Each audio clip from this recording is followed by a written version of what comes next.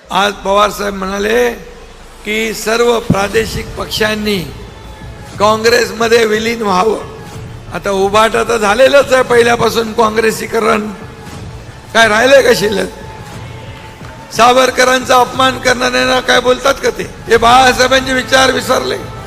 बाळासाहेब म्हणाले काँग्रेसला लांब ठेवा, हे काँग्रेस पासून लांब राहा, माझी काँग्रेस होऊ देणार नाही. माझी काँग्रेस होईल तेव्हा मी माझी शिवसेना दुकान बंद करेन, बाळासाहेब म्हटलं.